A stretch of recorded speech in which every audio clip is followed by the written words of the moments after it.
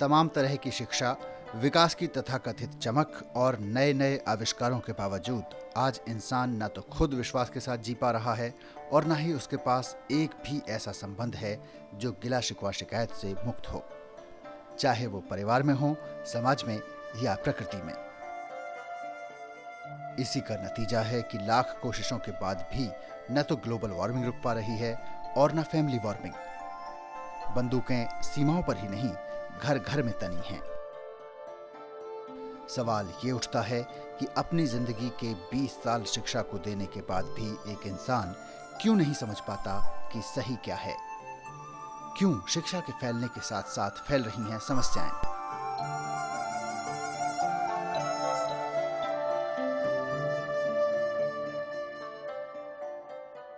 इसका जवाब मिलता है सह अस्तित्व आधारित मध्यस्थ दर्शन में, जिसने मानवीय शिक्षा को इन समस्याओं के समाधान के एकमात्र विकल्प के रूप में प्रस्तुत किया है।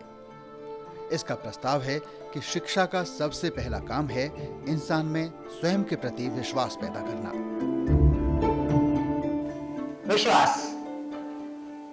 विश्वास से आप क्या समझते हैं? विश्वास क्या होता है और कब आप अपने में विश्वास फील करते हैं?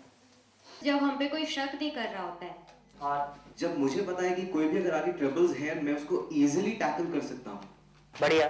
और एक दूसरे के प्रति लगाव, अपनापन, appreciation from others, दूसरे हमको स्वीकार करते हैं। विश्वास एक रिस्पॉन्सिबिलिटी जो सबको हैंडल करना पड़ेगा या पड़ता है, पड़ेगा, चाहिए, ये काम करता नहीं। जब हमें पता है कि दूसरे हमारे साथ हैं।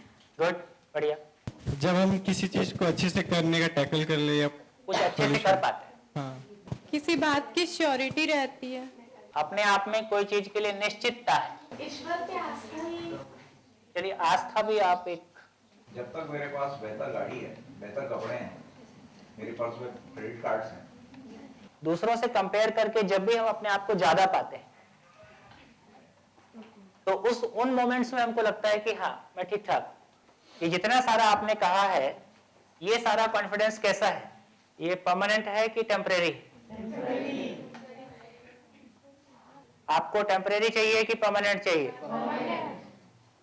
परमानेंट किधर से आता है? अंदर किधर है? पेट में है, लंग्स में है ना? दिल में है, खोपड़ी में है, घुटने में है, मन किधर है ना? अब ये सब गोल गोल हो गए, इसलिए कभी पकड़ में नहीं आया ये अंदर क्या होता है ना? तो इसका मतलब है ये नहीं है तो वो मोबाइल तंग करता है, फिर वो गाड़ी तंग करती है, फिर वो कुछ और भी तंग करता है, बहुत कुछ तंग कर रहा है। इसका मतलब है ये कुछ और टाइप की चीज है जिसको ना हमारी एजुकेशन में हम एड्रेस कर पा रहे हैं, ना हमारी फैमिली में एड्रेस कर पा रहे हैं, ना हमारे समाज में हम ठीक से एड्रेस कर पा रहे हैं। स्वयं में स्थायी विश्वास की इस कमी के चलते ही इंसान न खुद में संतुष्ट है, न परिवार और समाज के साथ संबंधों में। पेरेंट्स अपनी तरफ से कुछ कुछ कहते रहते हैं, जैसे आपने अभी कुछ कहा, इनको सुनोगे तो ये भी कुछ कह रहे हैं जो कि आउटराइटली गलत तो नहीं। जीना हमको एक फैमिली में कोई भी बच्चा अपने पेरेंट्स को दुखी करके उसको अच्छा नहीं लगता है, कोई भी पेरेंट अपने बच्चे को दुखी करना नहीं चाहता है, एंड टीचर्स और स्टूडेंट्स के साथ भी कम ज्यादा ऐसे ही है, लेकिन फिर भी काफी कुछ घट रहा है। इस पे यदि थोड़ी बात करना चाहें तो कुछ शेयरिंग हो सकती है। हम उन टीचर्स की रिस्पेक्ट करते हैं जिनको हम ट्रीट करते हैं कि उनसे हमें कुछ मिल रहा है। कभी कभार ये फीलिंग होती है कि जितना टीचर जानता है उससे ज्यादा तो मैं जानता हूँ। ऐसा हो रहा है कि नहीं हो रहा? पहले सहमत हो कि नहीं? ऐसा है? हाँ, बोलिए। अगर टीचर हमें प्यार और हमें समझते हैं तभी हमारे मन में उनके लिए रिस्पेक्ट आ सकती है। अगर वो हमेशा हम पे डाउट करें या ये समझें कि ये बच्चा किसी के लायक नहीं है, कुछ पढ़ नहीं सकता, तो फिर हम कैसे रिस्पेक्ट कर सकते हैं उस टीचर को? बस ऐसे ही पेरेंट्स के साथ भी हो रहा है। पेरेंट्स की तरफ आ जाए। पेरेंट्स के साथ भी क्या यही घटना नहीं घट रही है कि उम्र बढ़ने के साथ साथ हमारा कम्युनिकेशन, हमारा संवाद घटा है? लगभग 10 तक पहुंचते पहुंचते हम अपनी मनमानी के उतारू हो गए हैं। जो चीज हमको चाहिए वो चाहिए, है ना? उसके लिए फिर हम कैसे पेरेंट्स को कन्विंस करेंगे, रो के, गा के, जोर से बोल के, परेशान होके? है ना? तो कितने लोग हम में से ये फील करते हैं कि जैसे जैसे बच्चों की उम्र बढ़ी है, माँ बाप और बच्चों के बीच संवाद घटा है और तेजी से घटा है। जो संवाद घटा है बोल रहे हैं, वो तो एक तो लैक ऑफ टाइम तो है ही, और दूसरा है नॉलेज। हम लोग ज्यादातर बच्चे ये सोचते हैं कि मम्मी पापा को नॉलेज कम है। गुड, बढ़िया। ये जो कम्युनिकेशन गैप है, ये ज्यादातर इसीलिए हो रहा है क्योंकि पेरेंट्स और हम लोगों के जनरेशन गैप भी हो गया है। तो हम लोगों को बेसिकली बात करने को वही होता है कि जो स्कूल में हुआ होता है, और स्कूल में ऐसी घटनाएं होती हैं जो पेरेंट्स से नहीं की जा सकती, क्योंकि वो लोग उस पर किस तरीके से रिएक्ट करेंगे हम लोग को पता नहीं है। कभी एग्रेसिव हो सकते हैं, कभी कुछ ज्यादा टेंशन ले सकते हैं उसी बात को लेके, तो इसीलिए भी कम्युनिकेशन गैप। चलो, ऐसा लग रहा है तुम लोग तो अच्छे माँ बाप बनोगे। तुम लोग तो अपने बच्चों को तंग नहीं करोगे। एक टेस्ट में अच्छा नंबर मिल जाता है, दूसरे में गंदा, तो पेरेंट्स ये नहीं कहते जिसमें अच्छा मिला है, पेरेंट्स वो देखते जिसमें गंदा मिला है और उसके बाद ऐसे करते कि ट्यूशन में ज्वाइन करवा देते। इसके कारण ऐसा होता है कि ना टाइम मिलता नहीं है, और बोलते कि ना तुम लोग को टाइम नहीं मिलता है बात करने का। कई बार ऐसा होता है कि हम लोग को पेरेंट्स खुद से लैपटॉप्स ला के देते, लैपटॉप्स और मोबाइल वगैरह सब ला के देते हैं, लेकिन वैसा क्यों होता है कि जब पेरेंट्स खुद से लैपटॉप ला के देते फिर बोलते बेटा तुम लैपटॉप चलाना बंद कर दो, आजकल बिगड़ गए हो।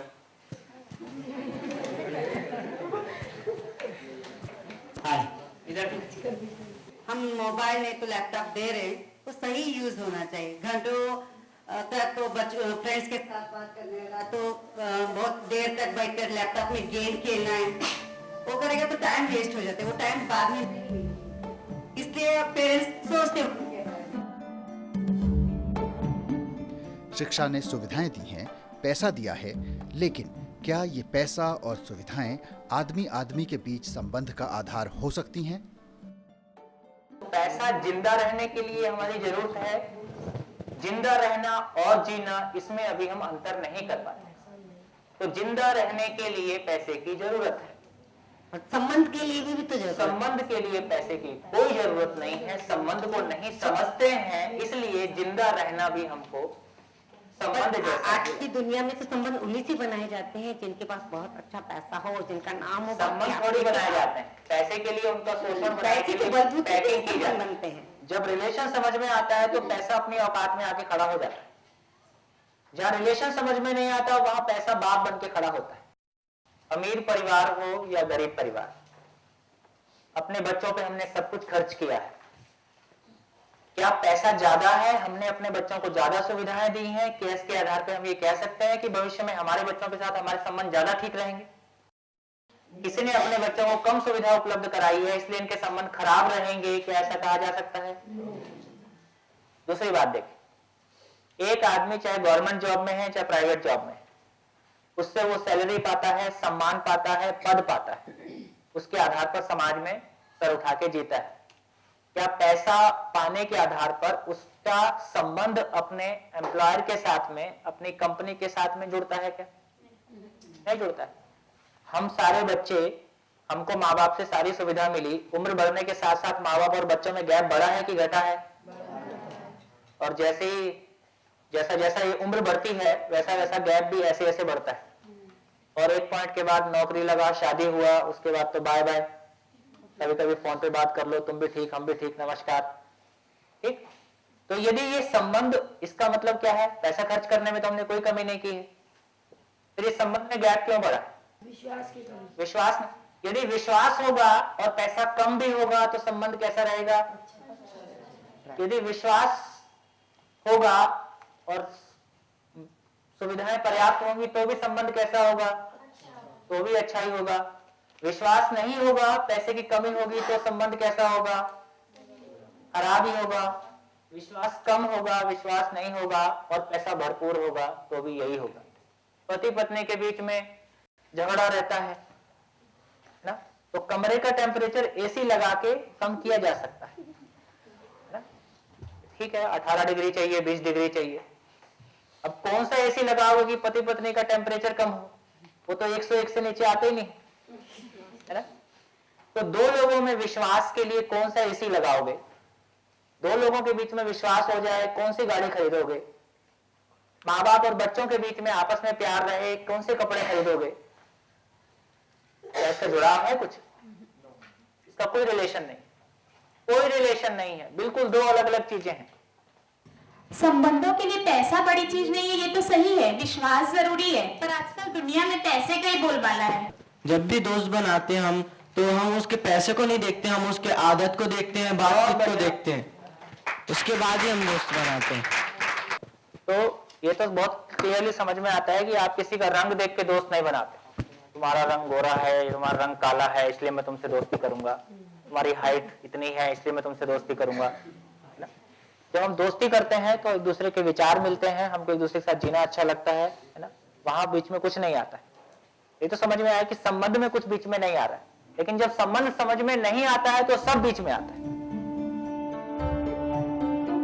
पैसे और सुविधाओं ने इंसान के बीच संबंधों का आधार खिसका दिया है, और इंसान ही क्यों, शिक्षा, पैसे और सुविधाओं के दम पर अब इंसान प्रकृति को भी अपना गुलाम समझने लगा है। कितने प्रतिशत लोग समाज में ये मानते हैं कि भौतिक वस्तुओं को खरीदते हैं हम? कितने लोग मानते हैं? 100%। हम सभी यही मानते हैं कि पैसा देते हैं, भौतिक वस्तु खरीद के लाते हैं। पैसा देके हम भौतिक वस्तु खरीदते हैं, हम ऐसा मानते ही हैं। इसको थोड़ा समझते हैं। आपने पेट्रोल लिया, 1 लीटर 50 रुपए आपने दिया, इसमें पेट्रोल का पैसा कितना है? 27 रुपए। कैसे निकाला? बाकी टैक्सेस। 27 रुपए किसको दिया? 27 रुपए जो कंपनी उसको एक्सट्रैक्ट कर रही है और रिफाइन कर रही है। तो इसमें से पेट्रोल का पैसा कितना है? सर भाई, पेट्रोल तो खैर फ्री है, पेट्रोलियम फ्री है, लेकिन जो निकालने का एक्सपेंसेस है वो दे रहे हैं हम। तो पेट्रोल का पैसा कितना है? फ्री है तो 0 है। तो 50 रुपए किसकी कीमत है? पेट्रोल की कीमत है या कुछ और है? 50 रुपए सर्विसेज की कीमत है। सर्विसेज की कीमत है। पेट्रोल आपको फ्री में उपलब्ध हुआ है, जमीन से उसको निकालने में जितने लोग लगे हैं, साफ करने में जितने लोग लगे हैं, आपके घर तक पहुंचाने में जितने लोग लगे हैं, 50 रुपए किसकी जेब में गया? और जो बीच में मैनिपुलेट कर रहे हैं बाकी उनकी जेब में गया। उस कुएं में कुछ नहीं डाला जहां से पेट्रोल निकाला था। ठीक है, तो ये 50 रुपए पेट्रोल की कीमत है कि मानव श्रम की कीमत है? तो पेट्रोल की कीमत कितना है? Free of cost. तो ये समझ में आया कि किसी वस्तु को खरीदना आदमी के औकात के बाहर है। तो क्या इसका मतलब ये निकाल लिया जाए कि आदमी को जीने के लिए पैसे की जरूरत नहीं है, सुविधाओं की जरूरत नहीं है? क्या आदमी गरीबी में बना रहे? गरीबी को क्या डेफिनेशन दें? साधन विहीन, दुखी और दरिद्र। अमीर साधन,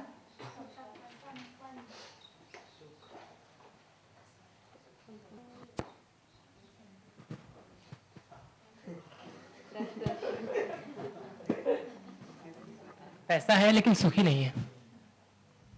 एक गरीब की गरीबी कितने की होगी? हजारों में।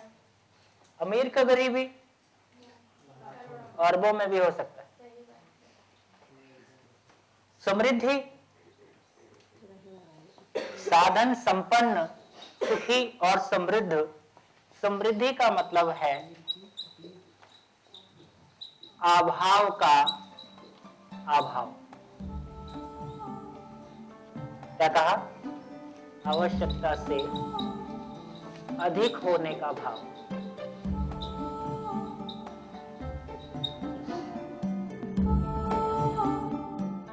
लेकिन अर्थशास्त्र हमें सिखाता है कि आवश्यकताएं असीम हैं, साधन सीमित हैं। तो समृद्धि यानी अभाव के लिए तो आदमी की सभी आवश्यकताओं को पूरा होना होगा। लेकिन क्या आदमी की आवश्यकताओं को गिना जा सकता है?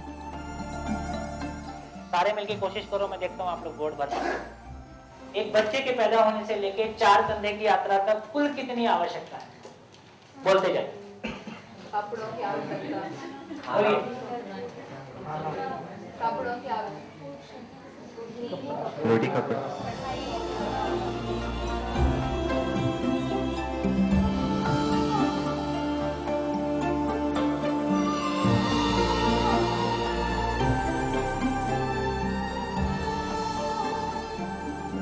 आवश्यकताओं को ध्यान से देखिए, थोड़ा सा अपना मन ठीक से लगाइए। ये सारी आवश्यकताएं एक ही प्रकार की है या दो अलग अलग प्रकार की? दो अलग अलग प्रकार की। कैसे? गुड। एक है जो सुविधा है, एक जो धन से खरीदी जा सकती है, एक भाव है। कुल मिलाकर देखें तो धरती के हर आदमी की आवश्यकताएं दो तरह की हैं, एक शरीर के लिए, एक मन के लिए। एक सुविधा है तो दूसरी भाव है। एक का सुख क्षणिक है, दूसरे का निरंतर है। एक की आवश्यकता परिवर्तनशील है और दूसरे की आवश्यकता शाश्वत है। सुविधा सबके लिए अलग अलग है, भाव सबके लिए एक समान चाहिए।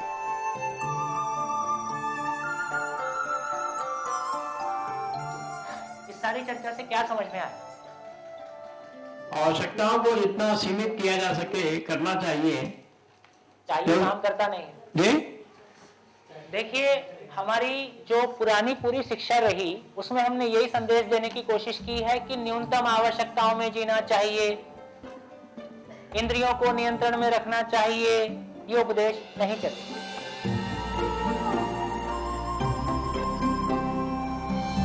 शिक्षा का मकसद है कि एक इंसान जिंदगी की शुरुआत में ही अपनी दोनों तरह की आवश्यकताओं को पहचान सके, समझ सके कि एक सही कार्य से पूरी होंगी और दूसरी सही व्यवहार से। हर बच्चा शिक्षा पूरी करने के पहले समझ सके कि आवश्यकताएं न तो असीम हैं और न उन्हें कम करना है। आवश्यकताएं निश्चित हैं और उनके पूरे होने के लिए साधन पर्याप्त हैं। एक बच्चा जिस वातावरण में पैदा होता है, उस वातावरण में जो वातावरण उपलब्ध है, कैसा वातावरण है? धन ही सब कुछ है, इंद्रियों में सारा सुख है, सुविधा ही जीवन शैली है, सामान से सम्मान, सुविधा से सुख। वो धीरे से इसी में हिप्नोटाइज हो जाता है। सौभाग्य क्या होगा? एक बच्चा पैदा होता है तो वो एक ऐसे वातावरण में पैदा हो, उसके माँ बाप समझदार हों, स्कूल में टीचर समझदार हों, ना टीवी पे जो कार्यक्रम आ रहे हैं उसमें भी समझदारी हो। क्या समझदारी हो? धन शरीर के लिए है, साधन शरीर को बनाए रखने के लिए है, शरीर समझदारी को पाने के लिए है। और समझदारी का मतलब है कि हर इंसान स्वयं को समझ सके, परिवार, समाज और प्रकृति में व्यवस्था को समझ सके, व्यवस्था में जी सके और शिक्षा के माध्यम से ये व्यवस्था हर अगली पीढ़ी को समझाई जा सके। व्यवस्था को समझने के लिए हमने कहा कि धरती पे 4 अवस्थाएं हैं।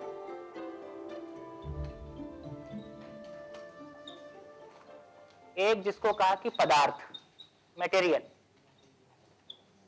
दूसरा कहा प्राण, वेजिटेशन, तीसरा कहा जीव, एनिमल किंगडम, और चौथा ज्ञान अवस्था, इसमें ह्यूमन बीइंग आता है।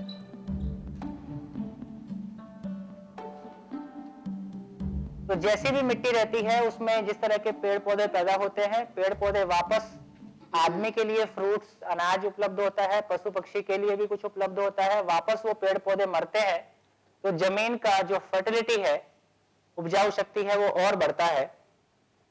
मानव नेचर के साथ में जिया तो क्या किया? पदार्थ के साथ में जिया तो कैसा जिया?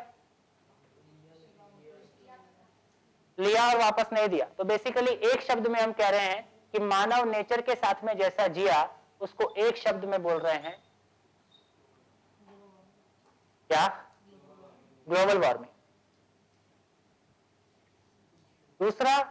दूसरी तरफ हम देखें तो हर मानव किसी परिवार